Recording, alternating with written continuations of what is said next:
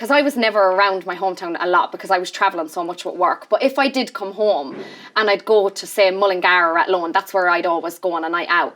People were stopping me for pictures. Stop. Hello and welcome to Girls with Goals. I'm Neve Maura. This is the 101st episode. Thank you so much for all the lovely messages about the 100th episode. We're so excited that you're still listening and watching. So keeping with the theme, for 101 we wanted to get a very special guest on. So Maura Higgins joins us. Hello. Maura, you're very welcome to the show. Thank you. Thanks so much for having me. A very busy woman, so we do Very busy. we do appreciate the time. So we're going to start off with our game. So it's called 6 Words or Less, and it's for any of our readers and our listeners or viewers of the show who may not know who you are, which is no one because everybody in Ireland knows who you are, but just to kind of describe your personality a little bit more, maybe in 6 words or less. Okay. 6 words. So outspoken, fiery, fun, independent, girl's girl, Yeah. and strong. Strong. Okay. Yeah. I was going to say we could take girl's girl and use that as 2 words, but you nailed it. Okay. Strong. Absolutely. Brilliant. Thanks. Sorry for putting you on the No, spot that's with okay. that one. So we're obviously going to talk about Love Island and your career thus far Yeah. since leaving the villa, because it's just been a complete whirlwind Yeah. for you. But first off, let's go back a little bit and talk about your upbringing. So you're from a small town in Longford. Yeah. And I suppose in terms of what we want to know about you, what were your career aspirations when you were a young girl? You know what? I actually didn't really have any. Really? Yeah, so I left school very early and I went straight into hairdressing because that's something that I wanted to do back then. Okay. And I went in, I'd done my training, I was working in salons for years. I think I was doing hairdressing in total 10 years. Oh, wow. Yeah, and then I just wanted more then. And Love Island asked me the last couple of years to, you know, to go on the show. They were like knocking on your door. Yeah, they had called me the last few years, but I was in relationships, so I always said no. And then this year, when it came around again, I just jumped at the opportunity. And so, like, you were a hairdresser working in salons for 10 years. Yeah. So I suppose when social media kind of came around, Yeah. Instagram in particular, did you see that as kind of a good vehicle, I suppose, to kind of further your career in a way before you even really knew what it was that you wanted to do? You know what? I didn't really, but because like I was traveling around the world, I was just doing it more so for fun. Yeah. But then the more Instagram followers I was getting, the more work I was getting. So I knew then that it was obviously a great way of like showing who I am, the type of jobs that I was doing, and I did get more work from it.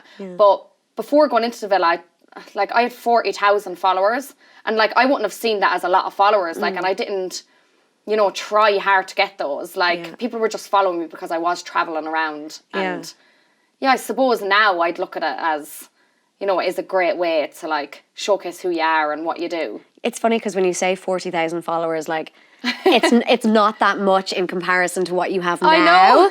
But at the time, like in Ireland, 40,000 is still really, really big. Yeah, and like your good, career yeah. was bringing you around the world quite a lot. Like you were working as a ring girl amongst other things as well. So were you really happy and content in what you were doing at the time? Yeah, I loved it. Like it was a dream job for me. Like traveling around the world with my friends. Like I've been in places like Bali, LA, like I was even working in America, like it was unbelievable. And then the ring girl stuff, like, and the type of jobs that I was in, we were all like a big massive family. So, you know, I loved it. And even if Love Island didn't come about, like I was so happy. Yeah. So I wouldn't have been upset if I didn't get it. And what was the name of the town that you're from in Longford? Ballymatton. Ballymatton. Yeah. So what were the people like that you, because I saw in an interview there you were talking about one of your best friends that you grew up with your whole entire life. Yeah. And so what were the people like at home? Because obviously Ireland is very small. Everybody knows each other. We all know the taxi man. Like it's hard, you're hard pushed. There's only about 3 taxi drivers. Exactly, yeah. They all know you. They know where you're going as yeah. well. But what were the people like in your hometown when your career kind of started to explode and you were getting 40,000 followers? You know what? It's actually quite strange. Like because I was never around my hometown a lot because I was traveling so much with work. But if I did come home and I'd go to, say, Mullingar or Athlone, that's where I'd always go on a night out. People were stopping me for pictures. Stop. Yeah, and Local my friends celeb. used to say like, what the hell is going on? Yeah. But yeah, like, and I did find it quite strange. But I suppose where I lived, 40,000 is a lot of followers, and a lot of people, you know, doing 9-to-5 jobs. So me traveling around, it's very different to what everyone else was doing. Yeah. But yeah, I did find it quite strange, and even my family and friends, like the local newspapers, I'd be on the local newspapers, and that was even crazy for me. Yeah. And then so with Love Island, when that was happening for the first kind of couple of years, obviously you were in a relationship. I've heard this about people being approached, and then obviously if they're in relationships, they kind of say no and stuff. But at the time, were you thinking about what that opportunity would look like before it happened? You know what? I remember I actually remember last year when they called me up, and I was with my ex at the time. I think it was around 6 months, and I was like, no, I'm in a relationship. I'm with a guy. And they were like, how long are you with that guy? And I said 6 months. And they were like, well, you don't really know if that's going to last. Oh my God. That's what they said to me. And they actually said, well, you know what, if anything happens, like closer to the show, let us know and we'll get you in there. Wow. Yeah, so cutthroat. What did your boyfriend say about that? I mean, he wasn't very happy, but I wasn't going to do it anyway. I'd never do that. Yeah. So then you became single. And so the producers, who you were obviously best mates with at this point, because they've been trying to get you for years. I still never knew any of them. Right, okay. I didn't know, because there'd be different people every year casting you. Right. So yeah, I never knew any of them. But then when they contacted me this year, I was like, oh yeah, I'm single actually. I might go for this. And so did you get any people maybe close to you, your family and friends, who were just like, maybe this isn't the right choice for you, or was there any apprehension on your own part? No, because my friends and family know that I'm just going to do what I want. Yeah. So there's no point in saying that's me. Right, okay. So Like, you were just like... I've my own mind. I'm just going to, if I want to do something, I'll do it. Yeah. And so before you went into the villa then, were you briefed in any way on the reaction that you might get from the islanders? Because obviously they were established at that point. There was a lot of couples that were already kind of at play, because your walk in, I mean, the strut, like you were ready for it. We all knew here sitting in Ireland, like from the promo the week before, that you were an Irish girl. We could tell from your accent, and we're like, this is going to be brilliant. But what kind of briefing did you get from the producers? You know what? Before? You don't get any briefing on what the other islanders might say or do. Like, you don't get briefed on that at all. Yeah. Like, no. So they just kind of throw you in there. Yeah, they're just like, obviously, like before the show, they'll say like certain things to you, but like that day, no, they never said anything about the other islanders. I remember like my first day, they just asked me what 3 guys did I want to go on a date with. Yeah. That was really it. And that was it. Yeah. And so you didn't look nervous. No, I wasn't. At all. And you know what? The reason being is because I was on lockdown for 2 weeks and 2 days. I was so ready to get in there. 2 weeks. I was bored out of my head. So no social media. No social media. No phone calls. Contact with anyone. Really? Yeah. The phone is took out of your hotel room. So. Were you able to hang out with the girl who went in with you? What was her name again? No, I only met her that day. Oh, I met her like 20 minutes before walking in with her. Oh, really? Yeah. So you were just ready for it? There Yeah, was I no was nerves. so ready. She was very nervous and I was trying to calm her down. Yeah. But yeah, I was ready. You were absolutely ready to go. I wanted to get in there. And then I suppose, like, obviously, since you've come out of the villa, there's been, you know, a huge amount of opportunities that have come your way. But like being in lockdown for those 2 weeks before you went in, did you have any inclination about how big it was going to be when you came out? No. Like, I didn't even think I'd last the weekend there. Really? Did not. Like, honestly, that is on my life. You know what? Ireland can't vote. So I was at a disadvantage anyway. And we were all screaming at the TV. We wanted to vote. We wanted to vote, yeah. But I remember I went to Mammy's house to pack my case and everything because I wanted to say goodbye to her because I was leaving at 5 o'clock in the morning. Yeah. And I had 2 cases. And I wasn't even going to bring my second case. Oh, really? So I was like, Mammy, this is pointless. I'm going to be out in a week. Yeah. And she kept going, no, you won't. You'll get to the final. I was like, Mammy, there is not a hope in hell. Irish mammies are the best, I know. though. But no, I never expected this. Like, never for 1 second expected it. And what about the way in which you're perceived? Because obviously it's a highly produced show and we can tell that from watching it because we don't see you all the time. It's not like Big Brother. But you know how producers are. Sometimes they can paint people as villains and sometimes they can paint people as angels. So was there any apprehension about the way that you were going to be perceived while you were in there? You know what? Before going in, I thought that I'd be hated. Because I'm very opinionated, I speak my mind. Yeah. And a lot of people don't like that. So going in there, that's what I had in my head. Yeah. I was thinking, you know what, I'm going to come out, I'm going to be hated. Like, I'm going to be in there for a week and I'm going to come out and I'm just going to get abused. Yeah. But I still didn't care about that. Like, if I did care, I wouldn't have went into that show. Yeah, absolutely. Yeah, but no, I just don't care. I just don't care what people think. So I was like, I'm just going to do it. So there was absolutely no game playing in your mind. You were just No. going to go in there and be Maura, and people Yeah. could either... Yeah, because if I came out, like, that would be the biggest regret of mine if I wasn't myself. Yeah, So absolutely. I said to Mammy, be prepared, because God knows what's going to come out of my mouth. Yeah. And Danica was like, my best friend Danica was like, oh, Sharon, like, you're going to die. Yeah. And Mammy hadn't a clue about the show. She was like, what goes on in this show? She was in shock. Yeah. When she was actually watching it. It's funny because you did get a little bit of stick because of Yeah. the way that you spoke about sexuality in particular. The famous phrase, fanny flutters, of course, was thrown around and iconic now, of course. But I suppose, you know, looking at it from the outside, I think a lot of Irish women identified with you because we are very like outspoken, and we just say what we mean.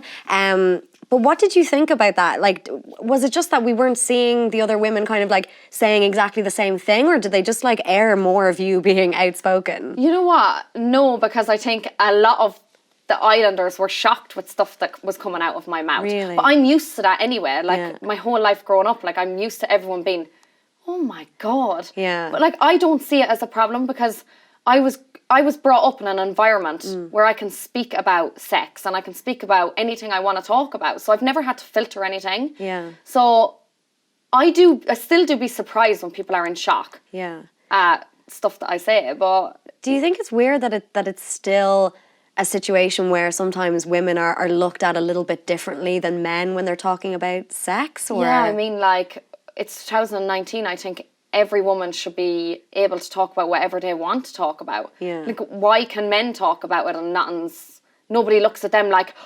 I know, yeah. Like, yeah, I mean, every woman should be allowed to talk about anything they want to talk about. Like, you're your own person and you should be allowed to talk freely about sex and everything else for that matter. Absolutely. And I mean, you definitely did. Like, you were completely honest with it. And all of us here in the office, anyway, we thought it was brilliant. We wrote articles about it. We were just like, why can't we talk about it Yeah, exactly. if our fanny is fluttering, you know? It's a sensation that everybody experiences. Yeah, we do. It's great. Why not?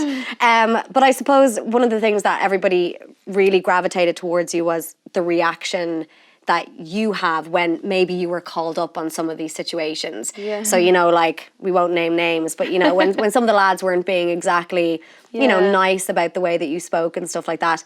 After the fact, were you happy with the way that you kind of handled those situations? Yeah. Like, if I was to turn back time, I still would have reacted in the same way. Yeah.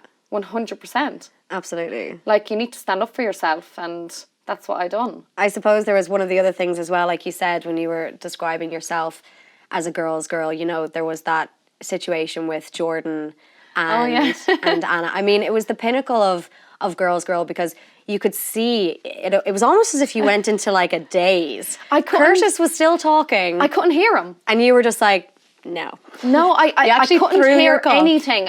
All I could see was poor Anna sat at the fire pit and thinking, that poor girl is over there and she hasn't a clue what Jordan's doing. I couldn't hear Curtis. I had to walk away from him. He didn't want me to tell her. Yeah. He was like, no, you need to listen to me. I'm like, no. I think everybody that was watching that was just like, it didn't matter about what was going to happen in your relationship. You were just focused on your friend who was clearly being, like, it was wrong what was happening. I mean, it was in front of her face as well. Yeah. It was... Did you see any of the memes that came out of that?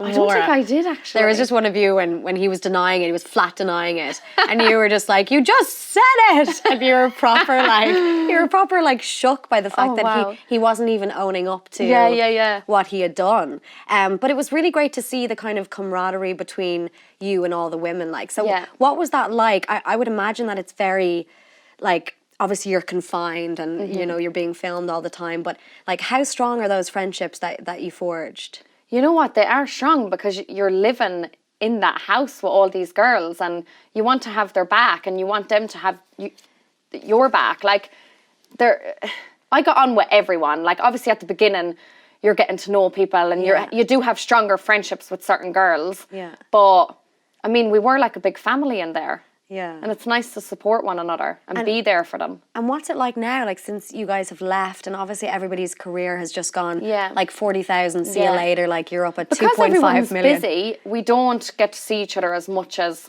we'd like to. Yeah. But you know what? We stay in touch with everyone. Like, we try, and you know, there's plenty of events where we're all there together and we get to see each other. But you know what? There is going to be the girls and boys, for that matter, that you're closer with, and you will obviously talk to them more and meet with them more, and that's just life, isn't it? Yeah, it's just kind of the nature of it. Yeah. So since you came out, you've been called Queen of Ireland. There's been campaigns for you to run for president, no big deal. But since leaving the villa, how has the adjustment been for you from going from obscurity to not only a household name here, but in the UK as well? What has that adjustment been like for you and for your family as well? It's been insane. Like, it's a complete life change. Like, I've moved house. Like, not only that, I've moved country. Yeah. Like, everything is so different. My whole life has changed. You can't go shopping. Yeah.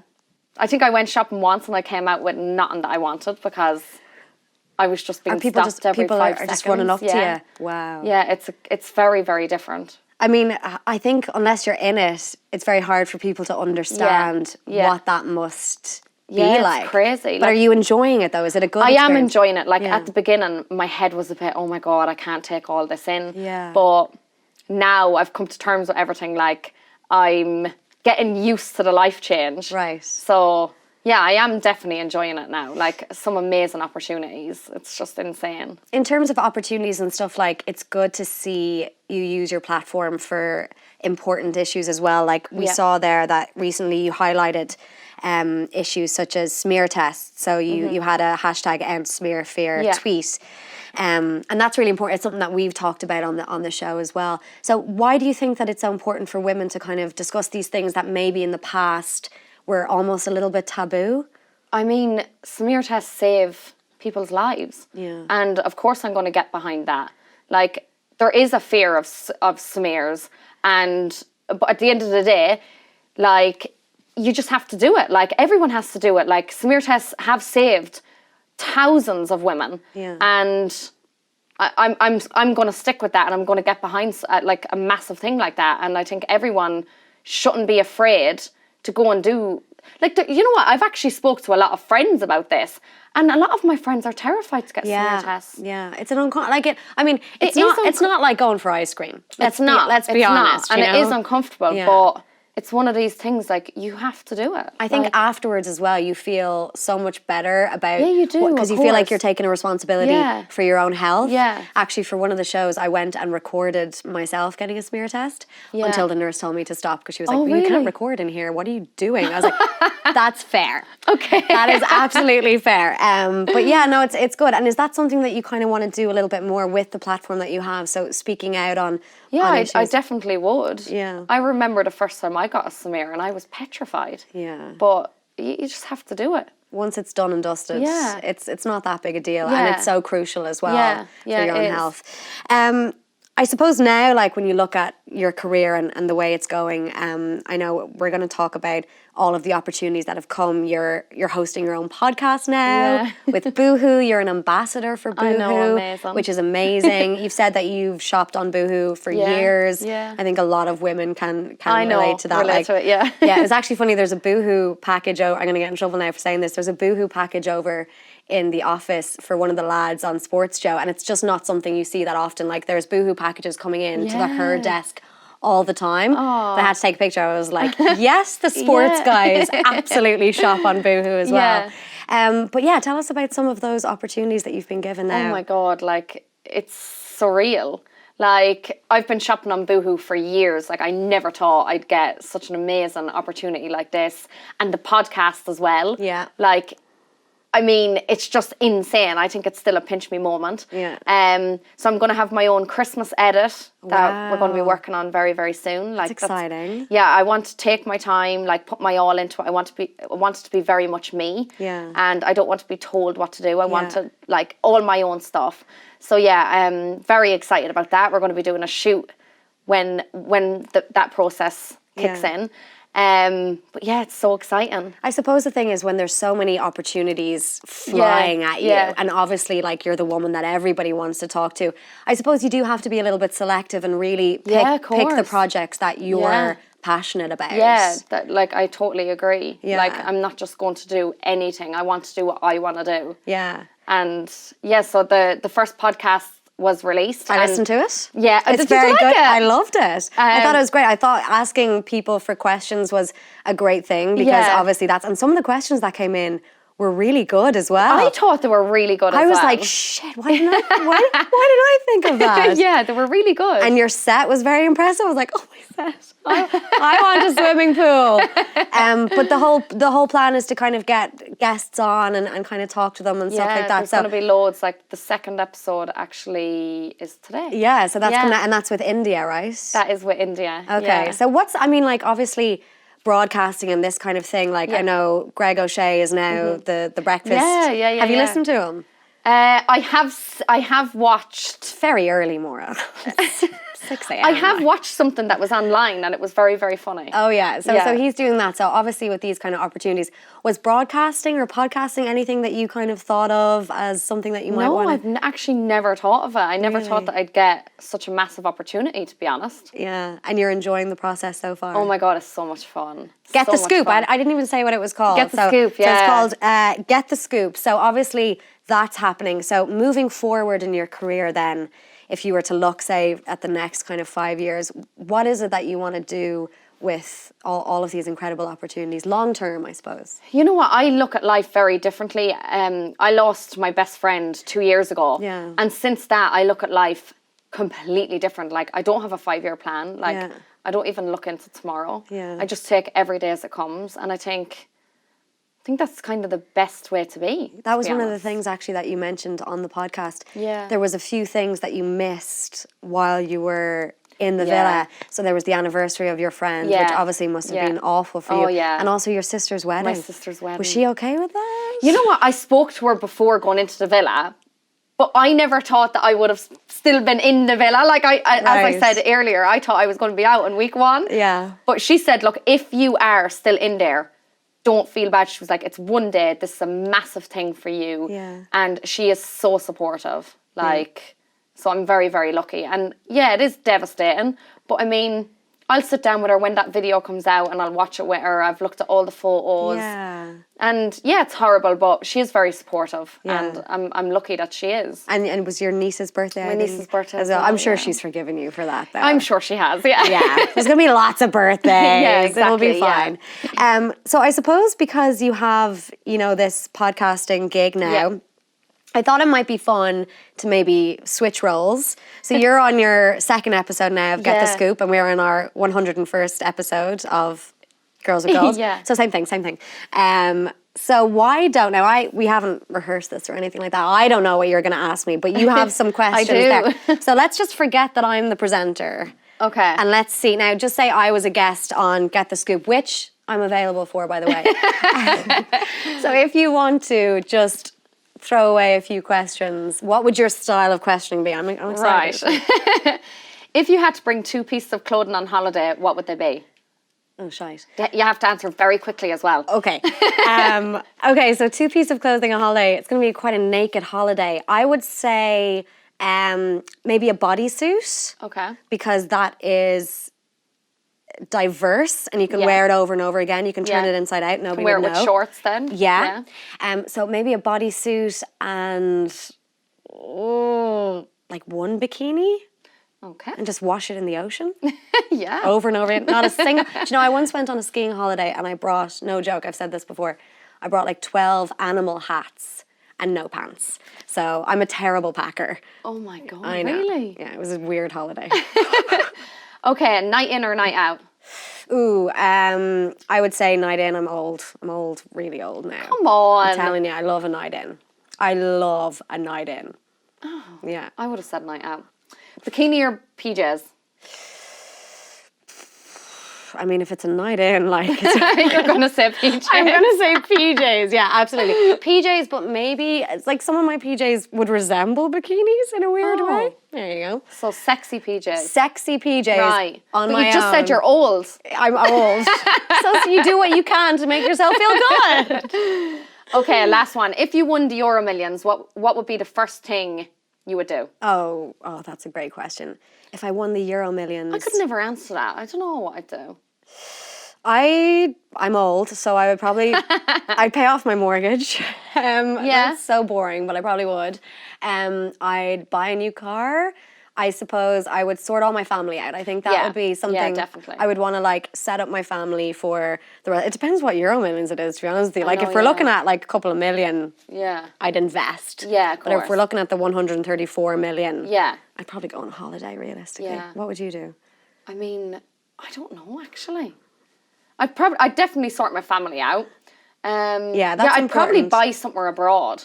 Yeah. Somewhere really exotic or something. Yeah. Just to fly there on my own and just chillax. Absolutely. Oh, that'd be fantastic. I need to start doing the Euro Millions though, so that this could actually be a pipeline option for me. I don't do it either. I don't do it. We do a lot of syndicates in the office, and I've never done it because I think the chances are just ridiculous. I think you've got more chance of dying by blimp. Like a blimp coming and hitting you in the head than winning the Euro. Yeah. True, definitely. Very true. So what's coming up for you then in the next little while? Can you give us any hints about what's coming up on the podcast? Obviously, being a Boohoo ambassador is an incredible thing as well. That stems from your love of fashion as well. Yeah, in terms of like what we were talking about, picking projects. So that's going to have you flat out for the next while. Yeah, I'm going to be very busy. I'm just going to be interviewing lots of people that I've kind of looked up to, influencers. Obviously, we have India on the episode that dropped today. Dropped? Look at you. There's going to be loads of stuff happening. And then obviously I have Dancing on Ice. I'm going to be very busy training with that. Dancing on Ice. Here am I. You're a better presenter than I am. Completely forgot about that. But that's incredible. Such a big thing. Have you ever ice skated before? Twice. It's really hard. Yeah, it's really hard. I'm terrible. Like I can't even skate. Like I don't know how I'm going to do, but it's very intense training. I'm starting on the 30th. Okay. So Monday. That's a big commitment. Yeah, I'm going to be training for 3 months straight. Wow. So when you start something like that, do you have end goal? Like, do you want to win? Do you want to get that? Of course. That's it. Yeah, I'm competitive. So I want to do very well. And do you know who your partner is and all that yet? No. You don't know any of that? Don't find out any of that yet. Okay. I've not even started training, so it's, Yeah, it's exciting. And you're prepared for the falls and everything. I mean, I'm not really, but I know it's going to happen. Yeah. Well, it's going to be incredible. We can't wait to see you. Maura Higgins, it's been an absolute pleasure. Thank you so much for coming in. Thank you so much for having me. And we've really enjoyed it, and we hope that you come back to Ireland. Keep coming back. I will do. I mean, Ireland is where my heart is, so I definitely will be back. Hear that, the UK? You hear that? It's been a pleasure. Thank you so much. Thank you so much. Thank you.